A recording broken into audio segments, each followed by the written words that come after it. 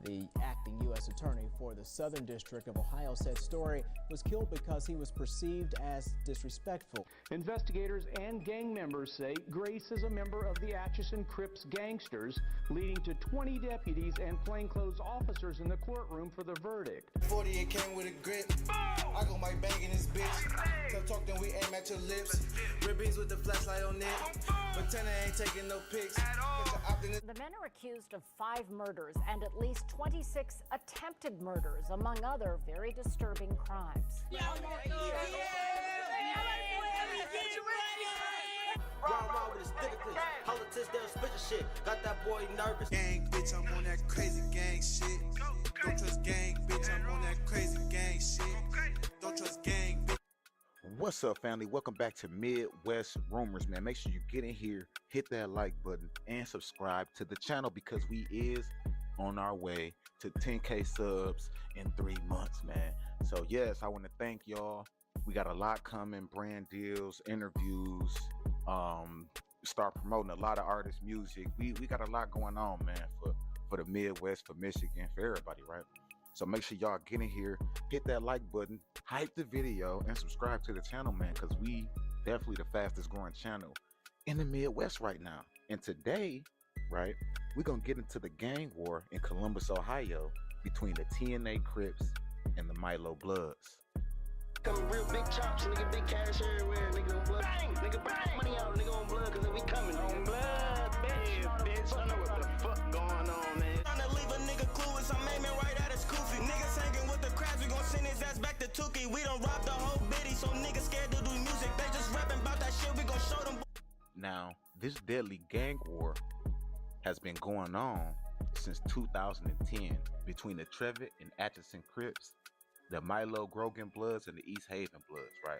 And there's a lot of other cliques that's involved in this, and we're gonna get to that. But this war has claimed the lives of multiple teens, kids, who some were targets and some were innocent bystanders hitting the crossfire. Now let's break this shit down so that you can get a better understanding of the Columbus gang culture, right? Because mostly all of these other channels is not gonna go in depth for real on what the fuck going on, you feel me? But you know, this Midwest Rumors, so we try to go, like I said, we try to go a little bit deeper than these average documentary channels, right? So let's get into it. Now, in the early to mid 90s, you had dudes bringing Blood and Crip sets from California into the city of Columbus and putting little dudes on game about what it was, who the enemy was, and they adopted the lifestyle, right? Now, you don't really got too many folks, GDs and Vice Lords and shit like that in Columbus. It's mostly Crips and Bloods. And one of the main areas that was active was the Trevitt and Atchison Crips, right? Who targeted Blood gang members relentlessly. Throughout the years, their main ops was the East Haven Bloods and the Poindexter Thug Life Bloods, right? And also Squad Up and the Milo Grogan Bloods too. And also a subset called PTSQ, which was basically the Poindexter Bloods and the Squad Up Bloods clicking up together to go against the dudes, right?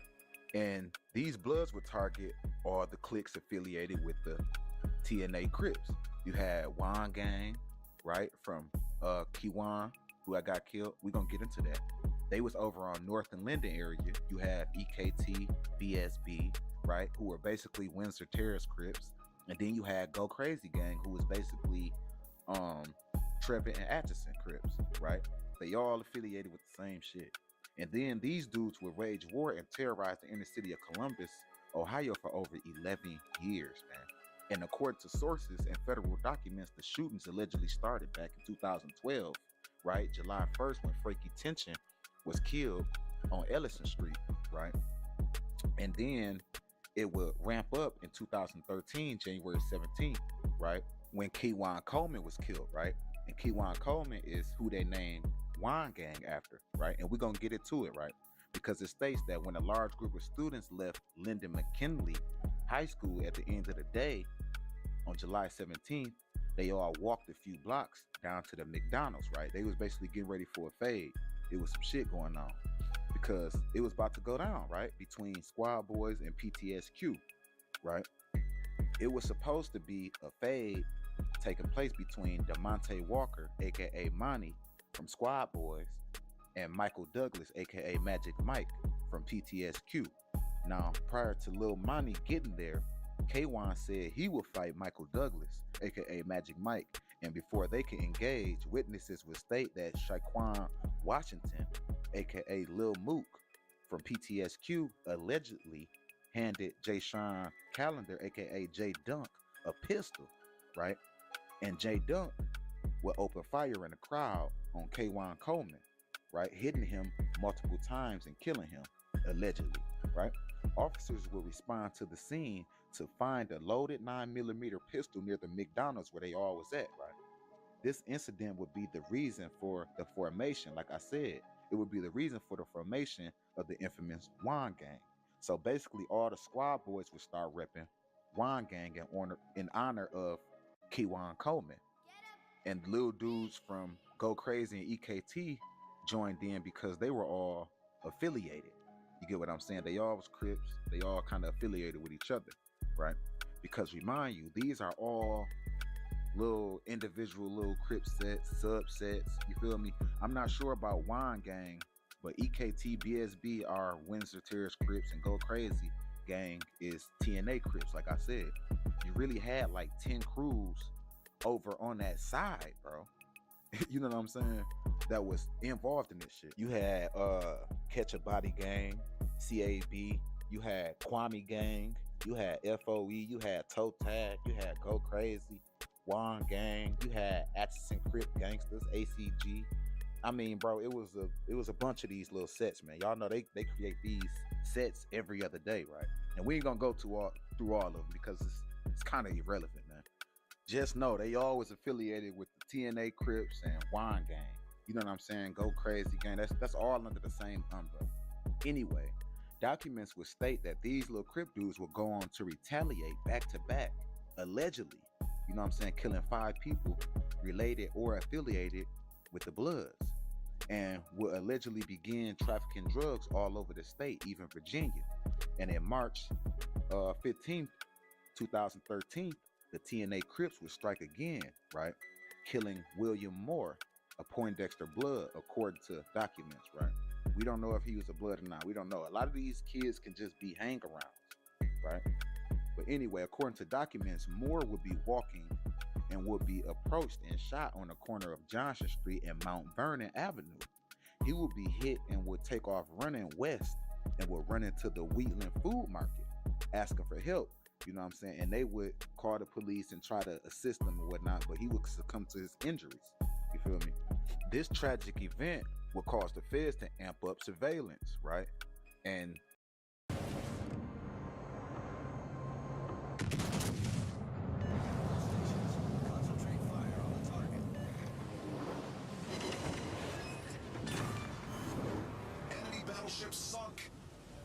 they would begin to tie all of the senseless killings together along with the drug operation because, like I said, these dudes weren't just sliding and shooting every day.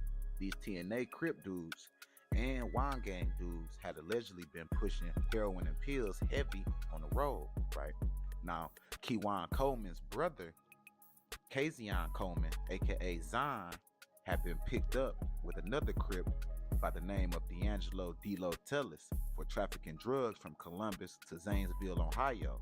And they also was watching the Go Crazy Gang because a few of their members had been picked up on drug charges as well.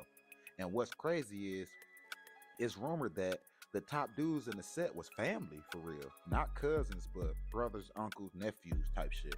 You know what I'm saying? According to paperwork, you had Eric Henderson, Senior, aka Easy. You had Eric Henderson Jr., aka Lil Go or Lil E. You got Michael Henderson, aka Bang, right? Then you have Steven Henderson Jr., aka Big Go or Tana. You know what I'm saying? Short for Montana, right? He was one of the main faces over there. It's rumored that bro was crazy as hell, you know what I'm saying? But he had a lot of organization and implemented a lot of structure over there. So he would be one of the Fed's main targets. You know what I'm saying? They wanted him off the streets for sure.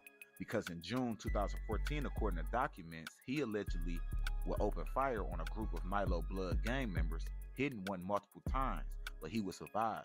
He would be accused of another shooting in April 2015 over stolen drugs. The feds was sitting back just letting these dudes rack up crime after crime, right? Just so they can hit them with a RICO. Y'all know how they play. It's a cold ass game, right? But it had to be done because these dudes was out of control. And in 2015, another shooting would take place involving a high school football star by the name of Quincy Story.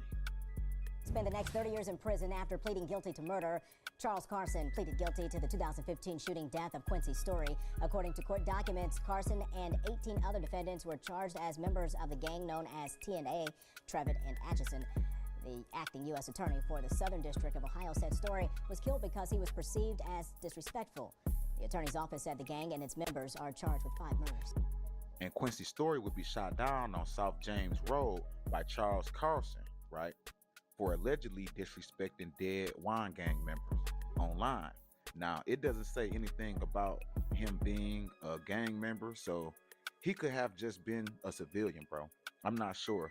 If you from Columbus, let me know if Quincy Story was a part of the Milo Bloods or affiliated with them or anything. But they saying that he was disrespecting the Crip dudes online, you know what I'm saying? And that's why they targeted him. But man, Lil Bro was on his way to a full ride scholarship and would lose it all because of an emotional gang member, feeling like he had something to prove to other ignorant, emotional gang members. You get what I'm saying? Now both of their lives are lost, gone, wasted. You know what I'm saying? And this will hurt the city because it was said that he wasn't a bad kid at all. Teachers, peers, everybody said that he wasn't really involved in the shit that was going on. He was a decent kid. But we'll never know because we've seen football stars, basketball stars sliding, bro. With the little dude in Philly, we done seen a few situations where dudes that have a secret life, man. These kids will have a secret life, man. They'll be academically succeeding in school, athletically succeeding, got scholarships and everything, but on the side they'll be out in the streets committing murders and shootings. So we'd never really know, man. Like I said, if y'all from Columbus, from that area, y'all let me know if he was a part of anything, right? Now, after this, another shocking and tragic incident would take place just 3 months later. And I personally feel like this is what made the feds pick all these dudes up, right? It would take place on the east side of the city at the Express Market on 900 East and 5th Avenue, where Martarius Grace, right, an alleged member of the TNA Crips, would be circling the store looking for ops, right? And he would jump out of a white Nissan Murano and open fire on a Chevrolet Impala, attempting to hit Blood Gang member Raekwon Holloway, but would hit 7-year-old Deontay Fisher by mistake, unaliving him and grazing his 5-year-old brother. Martarius would be picked up months later after bragging about the murder to fellow gang members, saying how he tore up that Impala. And whoever he told gave the info right to the feds, you know what I'm saying? And after trying, this man has been found guilty of killing a 7-year-old boy in what's being called a gang retaliation ambush. Thanks for staying with us at 5:30. I'm Mark Taylor. And I'm Ellie Merritt. Deontay Fisher was shot in the head and his little sister and brother were wounded after Martarius Grace fired 11 shots into their car. NBC4's Rick Reitzel has been following this story since the beginning. He was in the courtroom today for the verdict. It took an hour and 40 minutes for this jury to find Martarius Grace guilty on 10 counts, including aggravated murder of 7-year-old Deontay Fisher. Under very heavy security, Grace stood, said nothing, but smiled at the jurors as they were each asked about their guilty verdicts. We, the jury, further find that defendant did commit the offense by participating in a criminal gang. Investigators and gang members say Grace is a member of the Atchison Crips gangsters, leading to 20 deputies and plainclothes officers in the courtroom for the verdict. Beside the judge's voice in the courtroom, the only sound heard was Fisher's family quietly crying. The Fisher family thanked the judge, jury, and attorneys for Deontay's justice. We're going to make sure that... And after tying all these guys together and connecting each murder case to the gang war with the Bloods, right? They would go on to indict 19 members of Wine Gang and the TNA Crips, hitting all of them boys with 20 years or more. You get what I'm saying? No mercy. Using phone records, witnesses, rap lyrics, social media, everything. Taking all their ass off the streets. And this is just their side of the indictment, right? With Google Play Games, you can play Unlocked. Unlock a free biome, free class, and free mission across mobile and PC, so you can get straight to the swarm. Go play Deep Rock Galactic Survivor on mobile and PC with Google Play Games. Download now.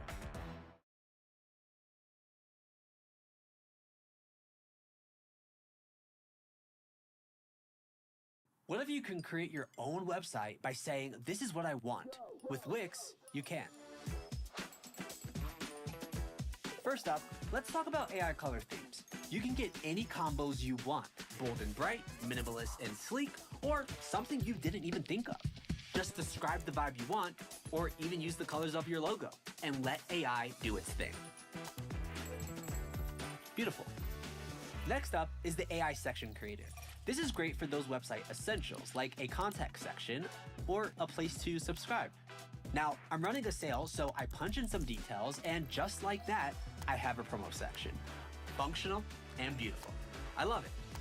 Now, for the AI text creator.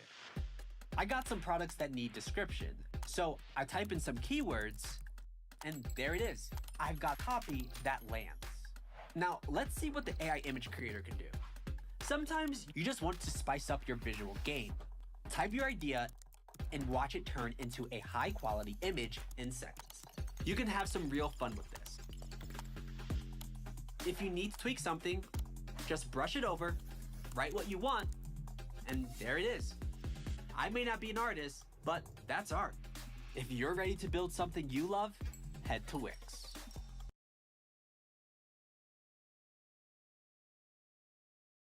We're gonna get into the East Haven and Milo Bloods in the next Ohio documentary. It's only so many murders I can talk about before I get to feeling drained. You get what I'm saying? Because reading this shit, bro, like, it might not affect y'all, but it definitely affect me, bro. Like, you will realize that our people is lost. We're lost, literally, man. We're targeting each other on a daily basis, man. And it's a sick, satanic cycle that we are in, man. Right? And when I'm reading these stories, then you seeing kids get hit, innocent bystanders, these dudes killing each other over and over. It's just like, damn, when is this shit gonna end for real? You know what I'm saying? And the only ending is when they lock all of these niggas up, man. Because these dudes gotta go sit in that cell. They gotta get right with themselves. They gotta go within this shit. Because a lot of these dudes are just moving off of influence, drugs, lack of guidance. And when they get in that cell, all they got is themselves, man. You feel me? It might sound bad. It might, oh man, he out cold. Man, lock these little niggas up, bro. I don't give a fuck what you talking about. These dudes need to be off the streets so that they can learn, so that they can come out and be proper members in society, bro. You get what I'm saying? So y'all let me know how y'all feel about all of this, bro. Hit the comments, hit that like button, hit the subscribe, man. We're gonna be doing more Ohio documentaries. We're gonna be doing more Milwaukee documentaries. Minneapolis documentaries. We definitely gonna tap into Milwaukee. Y'all been messaging me. We definitely gonna tap in. Kansas, Kentucky. We got a lot. We got a lot coming, bro. Interviews, everything, man. So make sure y'all stay tapped in to Midwest Rumors, man. We are the fastest growing music documentary channel in Michigan right now, man. And I thank y'all for the support. I thank y'all for all the love, all the shares, all the likes, everything that y'all doing to help push the channel forward, right? So yeah, man, y'all get in the comments, man. Y'all let me know what y'all think. Y'all let me know where I should go next. It's Midwest Rumors. I'm out.